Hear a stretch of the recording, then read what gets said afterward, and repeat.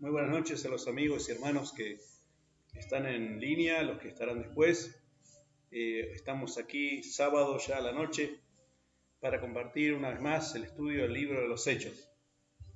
Aprovechando la oportunidad que nos brinda la situación de estar todos en casa, estar relajados, no tenemos mucha actividad para hacer mañana, así que tomarnos este tiempo para estar con la palabra es una buena ocasión. Y estuvimos compartiendo en la semana acerca de Pentecostés, por qué Dios envió el Espíritu Santo el día que lo envió, dónde lo envió, que era todo parte de un plan, la fiesta justa, el día justo, el lugar justo. Era un plan que, como todos los planes de Dios, bien orquestado, bien organizado, y siempre para bendecir a la sociedad, bendecir a la humanidad a través de la iglesia. En este caso vamos a seguir hablando del libro de los Hechos, capítulo 2. El otro día vimos sobre la unanimidad también, la importancia de la unidad, de que estaban todos juntos, estaban todos esperando, estaban todos allí con un mismo objetivo, con un mismo sentir, que era esperar, buscar, anhelar, que eso es tan importante porque a veces podemos estar mucha gente reunida en el mismo lugar, pero eso no significa que estemos unánimes con el mismo criterio, sino que podemos estar pensando diferentes cosas. Vamos a ver un poco hoy, vamos a avanzar en el libro de los Hechos, capítulo 2. Lo que vimos la otra semana fue que no fue casualidad que ocurra el día que ocurrió y en el lugar que ocurrió. Hoy vamos a hablar del mismo capítulo, pero hoy vamos a tocar otro enfoque, que el derramamiento del Espíritu Santo se hizo notar y produjo los resultados deseados. O sea, cuando Dios envió su Espíritu, no fue algo que pasó inadvertido, no fue algo que alguien podría decir, yo no me enteré, nadie supo qué pasó. Entonces fue algo que todos los que estuvieron en la ciudad se enteraron de una manera u otra, y lo más importante es que produjo resultados, porque no fue un escándalo, por así decir, y nada más. Fue algo que llamó la atención de todos, pero también produjo resultados positivos. Vamos a ver qué dice el texto, qué dice nuestras Biblias. Dice que de repente, versículo 2, vino del cielo un estruendo como de un viento recio que soplaba, el cual llenó toda la casa donde estaban sentados. Y podríamos analizar palabra por palabra de lo que dice el texto pero vamos a tocar 2 o 3 consideraciones. Por ejemplo, dice de repente. Acordémonos que los discípulos estaban durante 10 días esperando. Hasta ese momento, hasta que vino el estruendo, hasta que se oyó este sonido, todo parecía normal, todo parecía que era un día más, era otro día esperando, otro día buscando, pero de repente, y me gusta esa palabra, esa aclaración que hace la Escritura, de repente Dios puede hacer algo que rompa la monotonía de nuestra vida, de nuestra familia, de nuestra iglesia. De repente Dios puede intervenir, por eso nunca hay que rendirse porque uno no ve lo que espera. Porque de repente, como pasó en Pentecostés, Dios puede intervenir y todo cambia. Entonces hay una versión, hay un libro en inglés que precisamente lleva el título simplemente de repente, en inglés, y me gustan los testimonios que cuenta de personas que vivieron situaciones límites y en el momento justo, de repente, oportunamente, el Señor intervino. Así que la monotonía, todo lo mismo, el día a día igual, puede ser cambiado de repente también hoy como lo fue en aquel día de Pentecostés. Los discípulos estaban reunidos como el día anterior, algunos no sabemos si algunos desertaron o no, pero ahí estaban ellos, esperando, buscando, y de repente. Así que estemos atentos al de repente de Dios. De repente Dios puede intervenir y todo lo que hoy parecía mal, puede cambiar.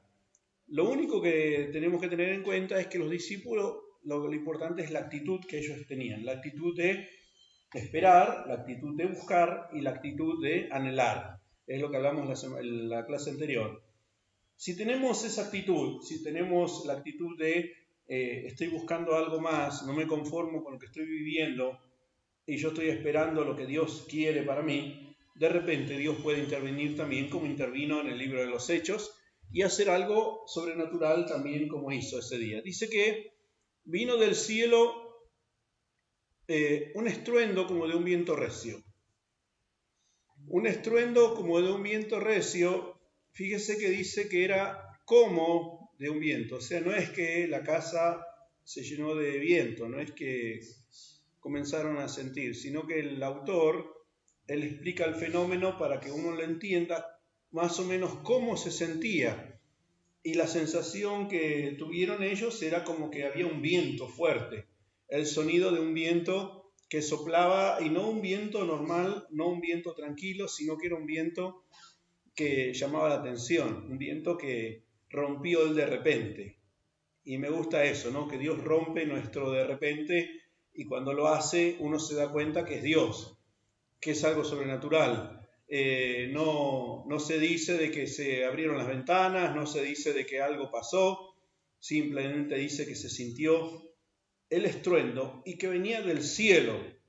O sea, esta aclaración de que venía del cielo, el estruendo, nos da la pauta de que ni siquiera, digamos, las ventanas comenzaron a golpearse, fue algo sobrenatural. El sonido de un viento, el sonido de algo fuerte, para que ellos despierten y digan, muchachos, se terminó la monotonía, se terminó la espera, se terminó el estar pensando qué va a pasar, ahora va a pasar algo importante. Dice que un viento recio que soplaba, el cual llenó toda la casa donde estaban sentados. Notemos esto de que estaban sentados, por lo que decía al principio, aparentemente estaban ahí en la actitud de, bueno, vamos a esperar, vamos a seguir esperando. No estaban parados, no estaban arrodillados. El estar sentados de aquella época no era como el estar sentados de hoy, que nos sentamos en una silla, sino que se recostaban cuasi acostados, como en tablones. No era estar sentados como nosotros hoy acostumbramos a estar sentados en un banco, en una silla. Pero ahí estaban ellos, en una actitud de espera, tranquilos. Y vino este viento y cambió todo.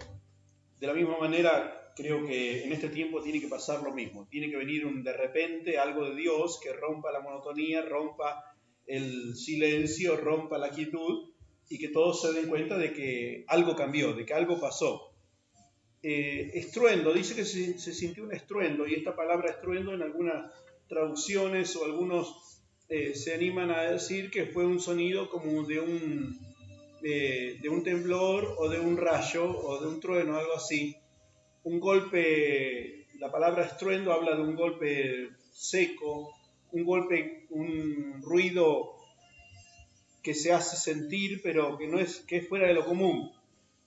Y pensaba en cuántas veces Dios hace sentir su estruendo y cuántas veces a veces nosotros decimos, no, pero a mí no me pasó así, o yo no lo viví así, o nos vamos al caso de Elías, que pasó un terremoto, pasó un viento recio y no estaba Dios allí, pasó un terremoto y Dios no estaba, pero Dios estaba cuando vino un silbo apacible.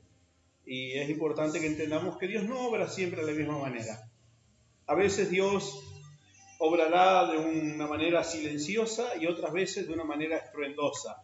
Lo importante es que estemos siempre atentos a la manera de Dios y siempre esperando que Dios nos sorprenda, que Dios haga algo para que nosotros nos demos cuenta que es Él.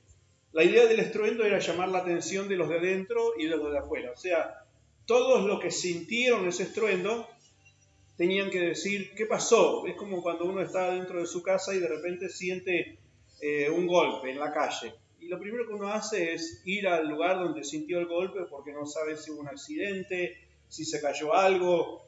Es algo innato en el hombre, algo natural. Lo primero que hacemos es vamos en busca de la fuente del ruido.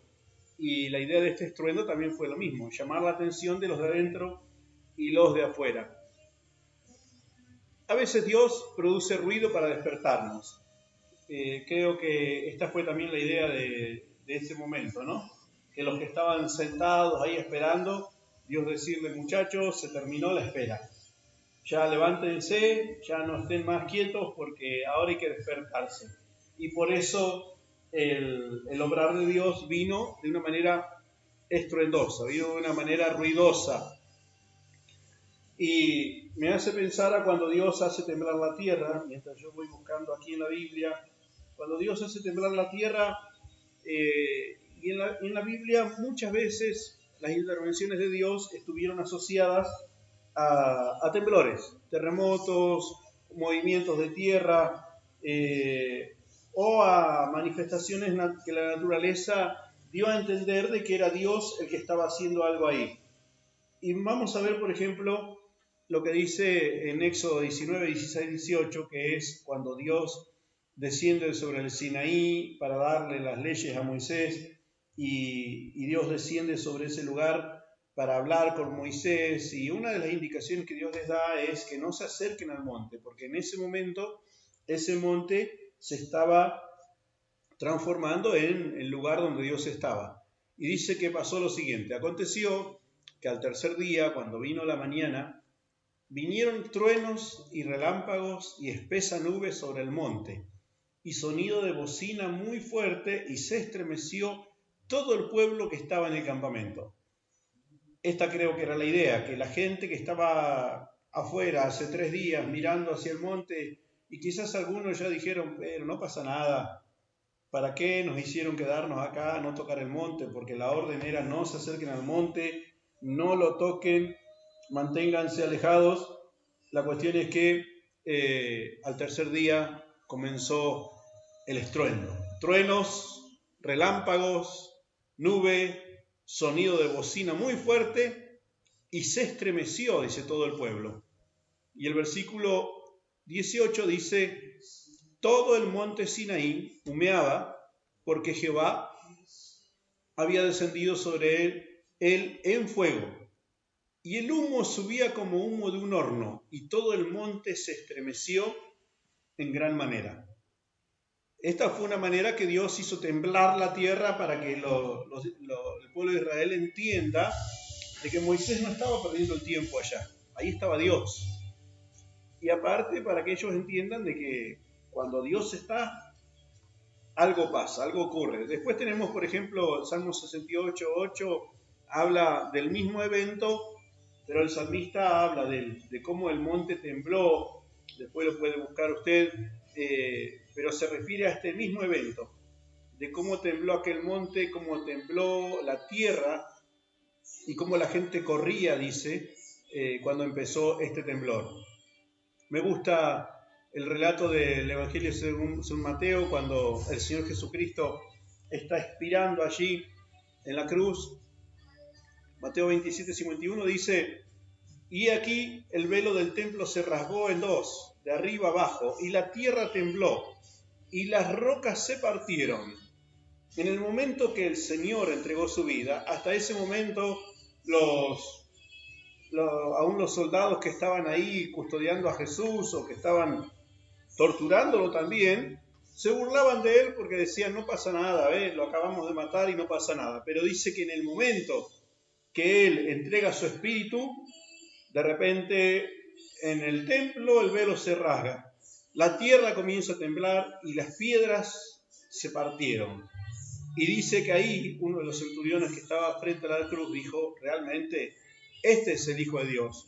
O sea, ¿para qué vino el temblor? Vino para que la gente reaccione, para que digan, no, este es Dios, acá pasa algo.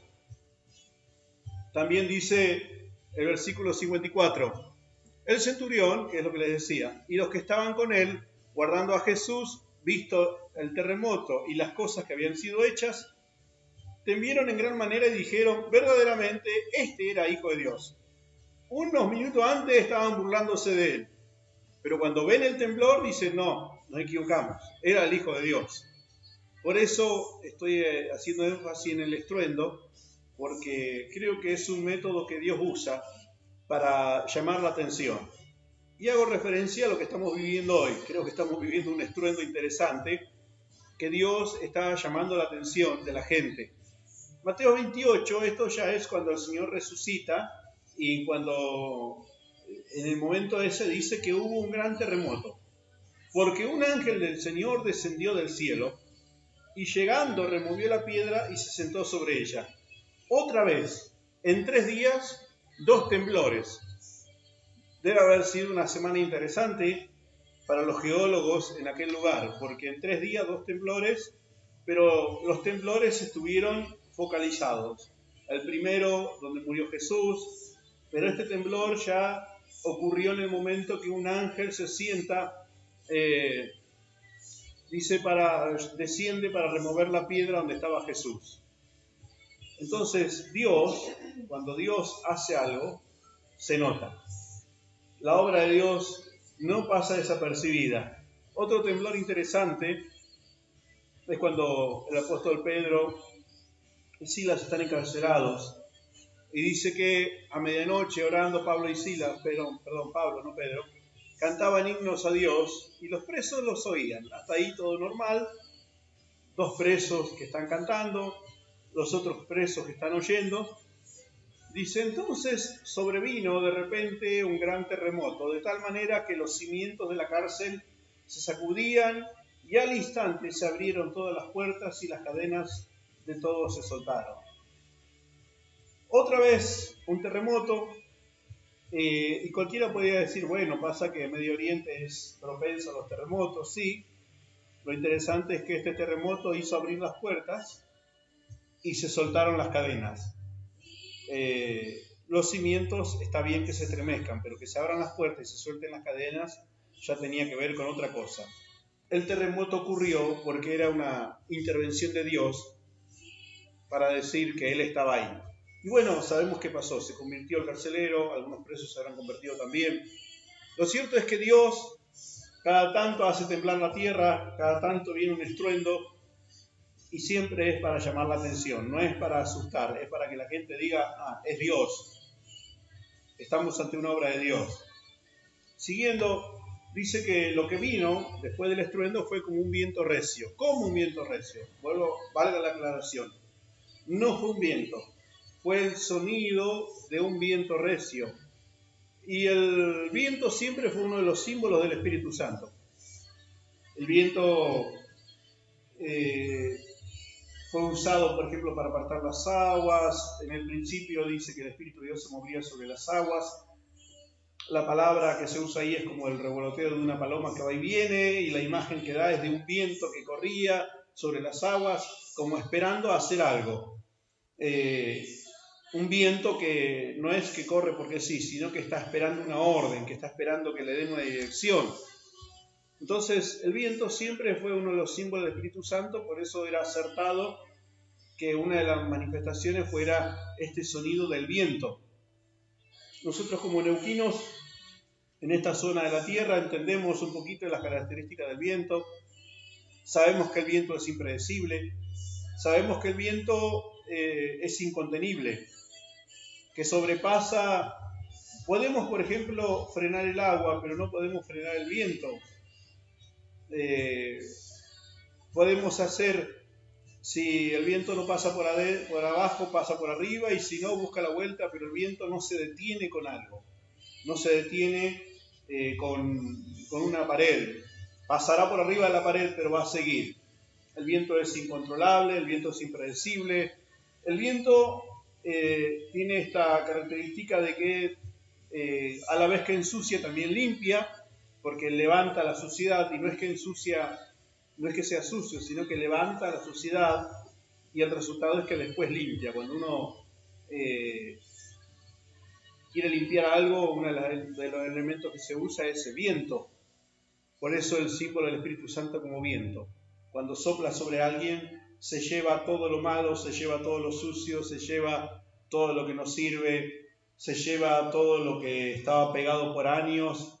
El viento que despega la suciedad pegada que el agua no puede sacar, por ejemplo. Así que por eso era muy acertada la imagen del viento. Y el Señor Jesucristo, hablando con Nicodemo, le habló sobre esto y le dijo: el viento sopla de donde quiere y oye su sonido, mas ni sabes de dónde viene ni a dónde va. Así es todo el que es nacido del Espíritu. El Señor Jesucristo ya había hablado de esto. El viento, que no sabemos de dónde viene, no sabemos para dónde va, y que la persona que es guiada por el Espíritu, nacida por el Espíritu, tiene esta maleabilidad, porque va para aquí, va para allá, para donde Dios se la quiere llevar. Y esto es lo que el Señor quería de su iglesia también, ¿no? La maleabilidad, el ser guiados, el ser direccionados.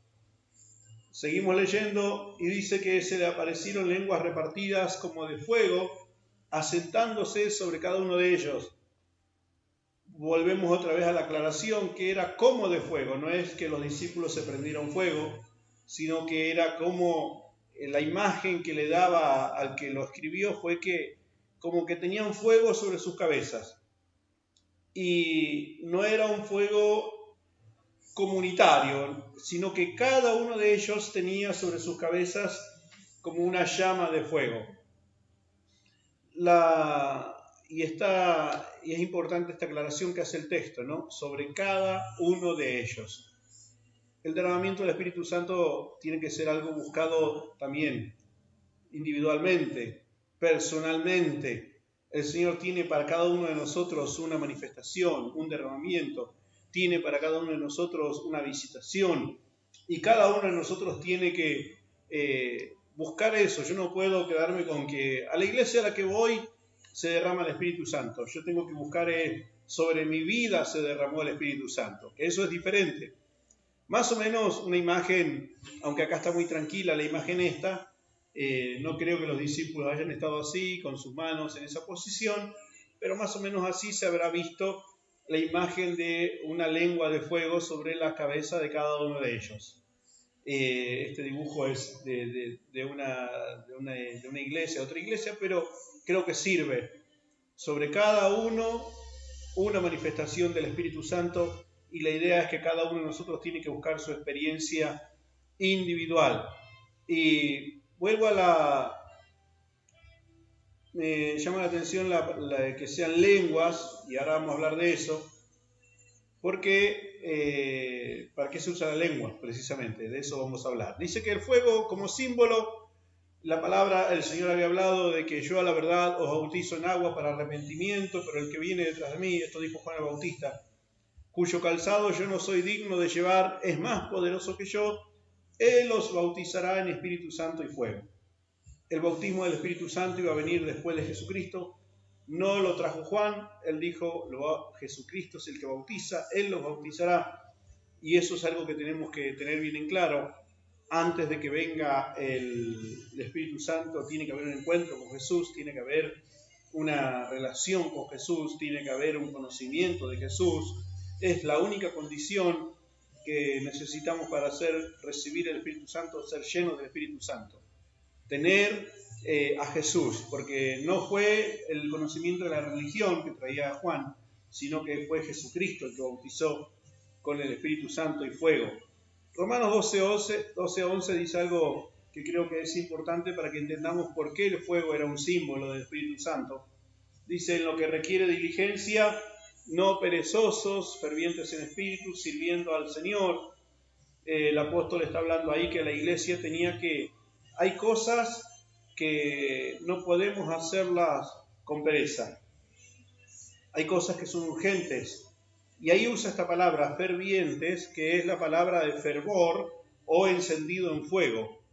Fervientes en espíritu. Nuestro servicio a Dios no puede ser perezoso, postergado, cuando pueda, cuando quiera, cuando tenga tiempo. Dice, en lo que requiere diligencia, lo que sea necesario hacer, hay que hacerlo como encendido fuego.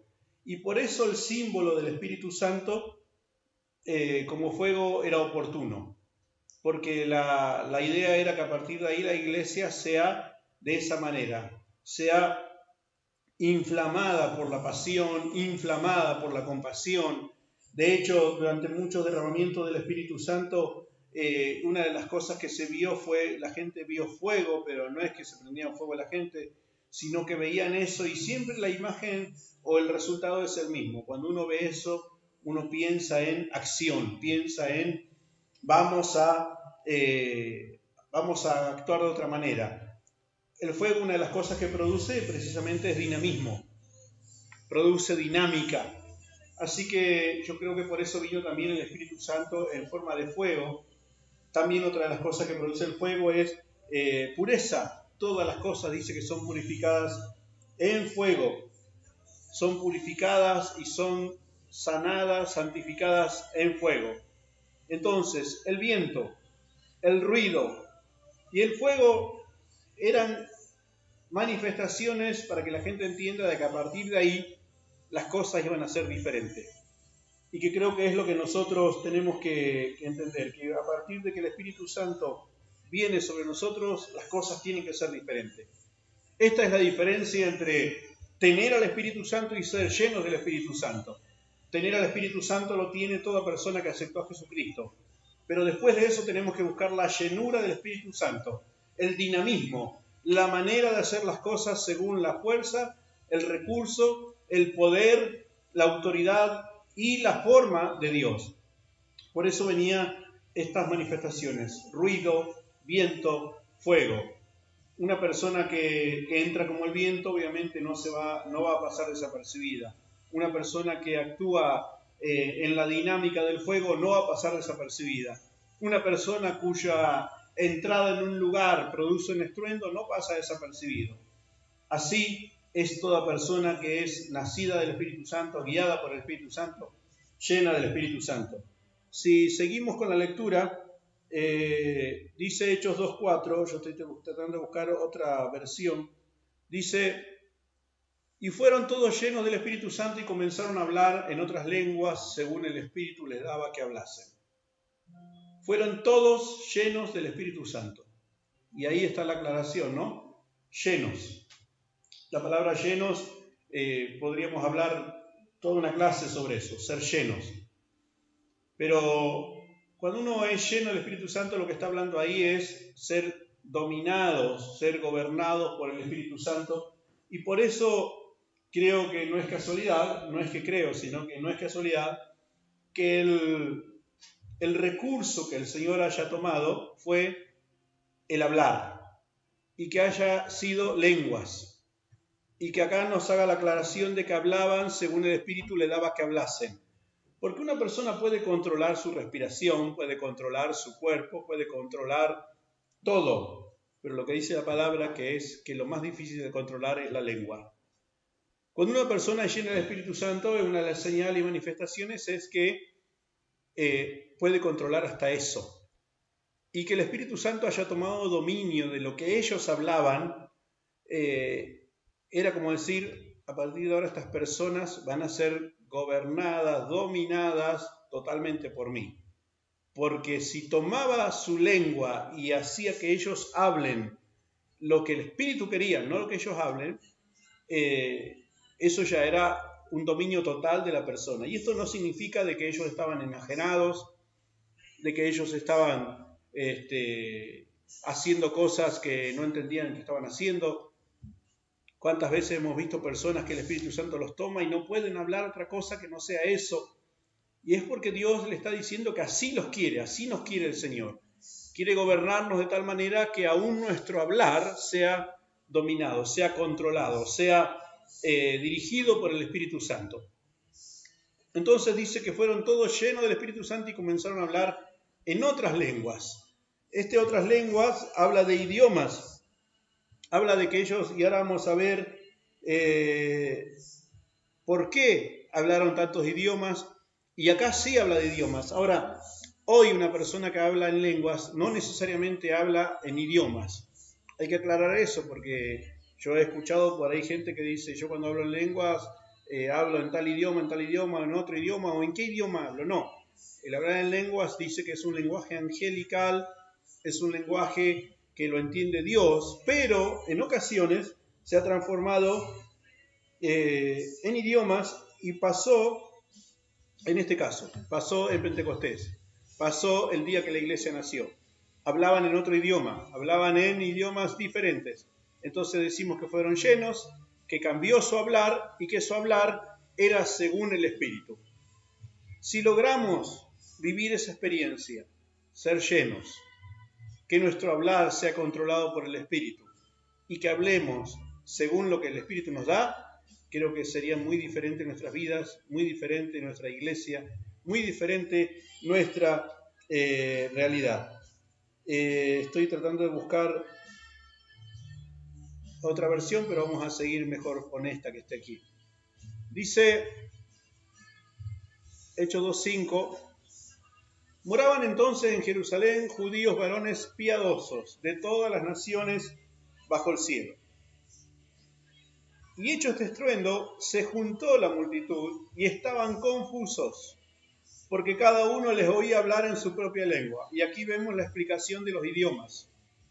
En el libro de Génesis, en el capítulo 11, vemos la Torre de Babel, cuando Dios confunde las lenguas. Y dice que la gente se hablaba entre ellos y no se entendían porque fue Dios el que hizo que las lenguas se confundieran.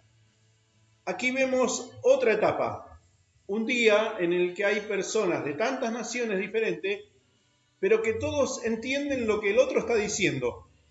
O sea, esto es el poder del Espíritu, esto es hablar según el Espíritu, esto es ser guiado por el Espíritu Santo. No tiene barreras, no tiene límites. Lo que Dios puede hacer con una persona es controlada por el Espíritu Santo. Ni siquiera el idioma, que es la barrera que separó durante generaciones y durante miles de años a la humanidad.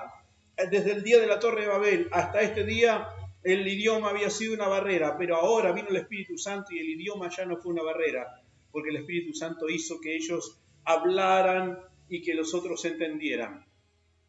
Y me gusta esta aclaración que hace, que los que estaban en Jerusalén en aquel día eran varones piadosos. No dice curiosos, eran piadosos.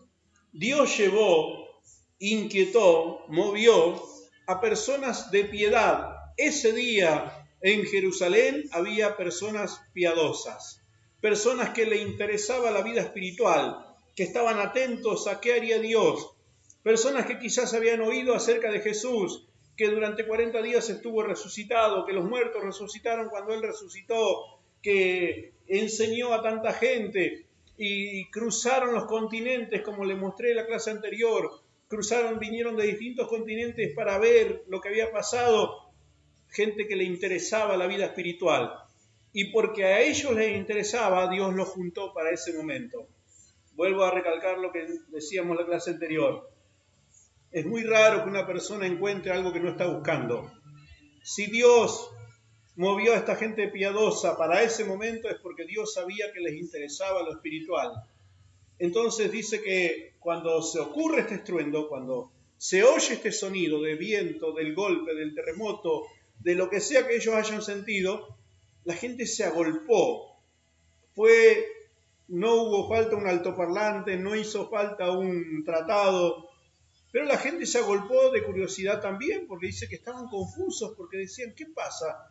Los entendemos, están hablando y entendemos lo que están hablando. Y dice, y estaban atónitos y maravillados, diciendo, mirad, ¿no son galileos todos estos que hablan?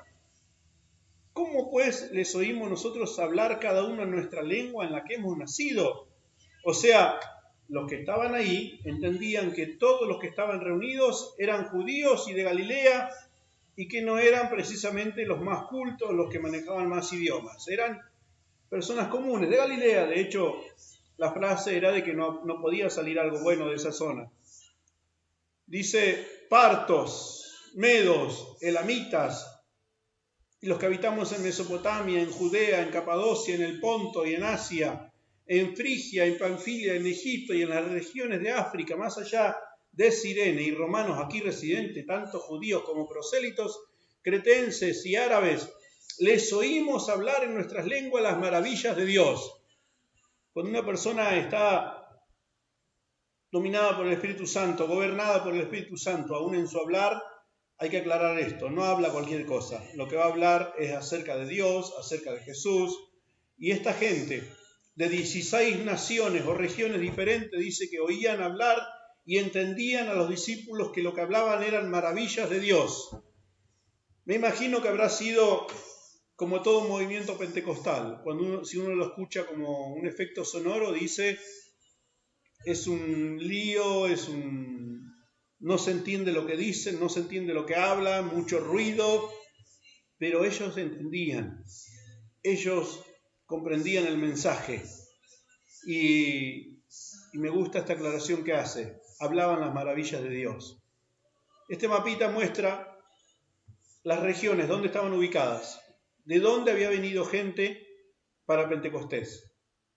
Fíjense que Jerusalén está en el centro ahí, y desde el centro salían para todas las regiones, donde hay cada hombrecito amarillo. Desde esos lugares eran las regiones que nombra ahí el libro. En Jerusalén descendió el fuego del Espíritu Santo, pero estas mismas personas que vinieron de 16 regiones o naciones diferentes, volvieron después llevando lo que escucharon ese día, y así nació la iglesia. Esa fue la inauguración de las misiones. Así llevaron el Evangelio y el poder de Dios a otras zonas, y la iglesia creció donde aún los apóstoles no llegaron. ¿Para qué vino el Espíritu Santo ese día? Para eso mismo, para que la iglesia se potencie. Lo que 120 no podían hacer, lo hicieron todas estas personas que volvieron a sus ciudades contando lo que habían visto y oído. Los discípulos contaban lo que habían visto y oído de Jesús, pero esta gente volvió a su zona contando lo que habían visto y oído de los apóstoles, de los discípulos, de los 120 que estaban allí. Entonces veamos cómo Dios en su sabiduría ese día hizo que toda esta gente esté allí, llamó la atención de todos, y terminado el evento, terminado aquel tiempo, terminada ese momento que todos se quedaron juntos en Jerusalén, estas personas volvieron y llevaron el mensaje a sus ciudades, a sus regiones. ¿No es sabio Dios? ¿No le parece que Dios es sabio, demasiado sabio? Soberanamente manejó a esta gente. Toda la gente esta que vino de regiones, en todos los lugares estos donde había judíos que vinieron a Jerusalén, en su momento fueron enemigos de Israel. Y los llevaron a esos lugares no porque los judíos se fueron de vacaciones o de turistas. Los judíos que llegaron a esos lugares llegaron como esclavos por los juicios o por lo que sea, pero llegaron en condición de esclavos. Los hijos nacieron allí, se criaron allí generaciones. Algunos hablaban en otros idiomas, eran judíos pero hablaban en otros idiomas, ni siquiera hablaban el hebreo. Pero eran judíos, tenían su identidad de judío. Esclavos con identidad de judío, pero sin el idioma de hebreo. Sin embargo, Dios se le ingenió para que con el tiempo esto que había sido algo negativo como ir esclavo se transforme en algo positivo para que la iglesia crezca de una manera sobrenatural. Por eso no hay que juzgar el momento por el momento en sí, sino en cómo Dios puede intervenir en ese momento y producir algo bueno, a pesar de que el momento presente sea negativo. Hasta aquí vamos a llegar hoy y vamos a reflexionar en esto. Tenemos un Dios muy sabio, que hace las cosas en el tiempo justo, de la manera justa y de la forma justa. Produce ruido, junta gente, les habla en idioma que lo entienden y los manda a trabajar para establecer su iglesia. Ese es nuestro Dios, ese es su Dios, y así Dios puede intervenir hoy y producir algo que nosotros ni siquiera imaginamos. Que Dios lo bendiga, que Dios bendiga a su iglesia, que Dios bendiga a los hermanos. Será hasta la próxima, que seguramente será lunes o martes. Mañana estaremos transmitiendo el mensaje del domingo, pero de los hechos hablaremos el martes si Dios quiere.